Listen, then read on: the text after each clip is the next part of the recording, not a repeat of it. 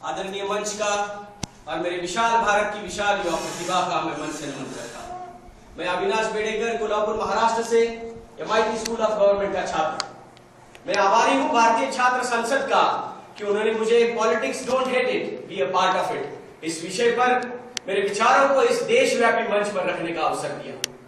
मित्रों, मैं मानता हूं कि राजनीति से घृणा करने के लिए आप लोगों के पास हजारों कारण होंगे, पर राजनीति से किसी ना किसी तरह जुड़ने के लिए एक ही सबसे बड़ा कारण है, वो है हमारे भारत देश के प्रति जिम्मेदारी।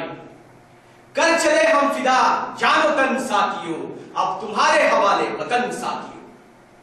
बड़ी उम्मीद और भरोसे के साथ आजाद भारत देश हमारे लिए छोड़ गए थे वो। मित्रों, मेरा यह कहना नहीं है कि हमने कुछ नहीं हासिल किया है। पिछले 65 सालों में हमने कई बुलंदियों को छुआ है, पर हमें यह मानना होगा कि जितना हमें करना चाहिए था उतना हम नहीं कर पाए, और इसीलिए बड़े दर्द के साथ कहना पड़ता है कि विश्व के 1/3 गरीब लोग मेरे भारत देश में रहते हैं।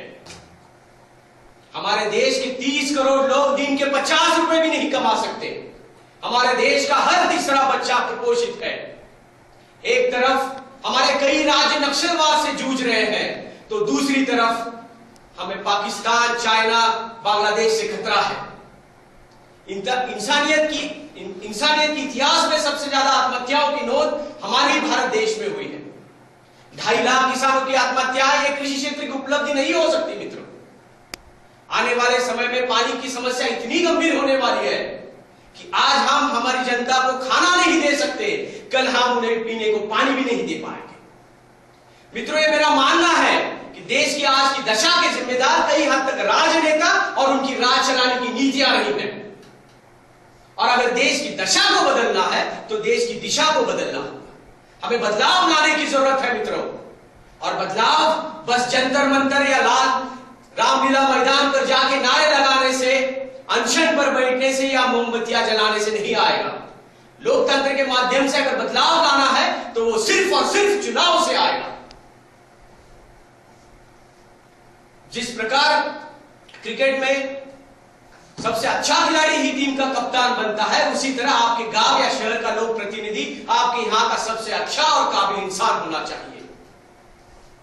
मित्रों, हम बटे हैं धर्मों में, कटे हैं जातियों में, और अफसोस होता है ये कहते हुए कि आज हम बिक रहे हैं राजनीति में। मैं ये इसलिए कह रहा हूं कि ग्राम पंचायत से लेकर लोकसभा तक हमारे देश को 30 लाख लोक प्रतिनिधियों की जरूरत पड़ती है, जिन्हें हम हर 5 साल में चुन के देते हैं। और इन 30 लाख पदों के लिए 90 लाख से भी ज्यादा लोग चुनाव लड़ते हैं और 1,30,000 करोड़ से ज्यादा रुपए चुनाव में खर्चा करते हैं।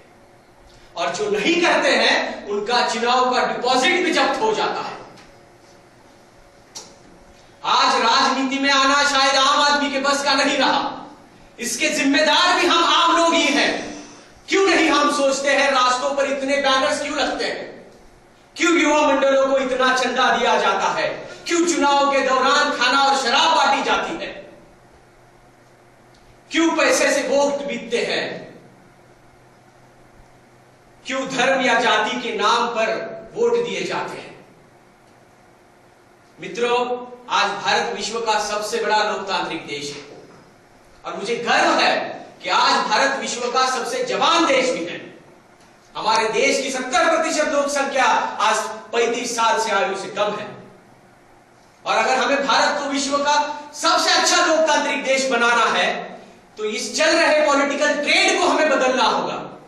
जो हमें दिखाया जाता है उसके परे जाके देखने की मित्रों जरूरत है। हमें ये राजनीतिक पार्टियों को दिखाना होगा कि आज का युवा सोच समझकर मतदान करता है। आज का युवा मतदार ना हाथ देखता है, ना कमल देखता है, ना हाथी देखता है, ना घड़ी देखता है। आज का युवा मतदार बस उम्मीदवार की काबिलियत को देख के मतदान करता है। और जब यह बात राजनीतिक पार्टियों के समझ में आएगी, तभी राजनीतिक पार्टियां अच्छे और काबिल इंसान को टिकट देंगी। जिस दिन हम इस देश में एक स्थिर और मजबूत सरकार दे पाएंगे, उसी दिन मुझे लगता है हमने हमारे देश के प्रति हमारी जिम्मेदारी को निभाया है। आखिर में युवाओं पर लिखी मेरी कुछ पंक्तियां सुनाना चाहूंगा। आप में उम्मीद की किरण देखता हूं, आप में कल का उज्जवल भारत देखता हूं। बदलाव तो अब होके ही रहेगा। तूफान को हवा का झोंका ना समझना, ये तूफान है बदलाव का, इसे कोई रोकने की कोशिश ना करना। ये जुलूस नहीं युवकों का, ये मोर्चा है बदलाव का, ये मोर्चा है बदलाव का। धन्यवाद।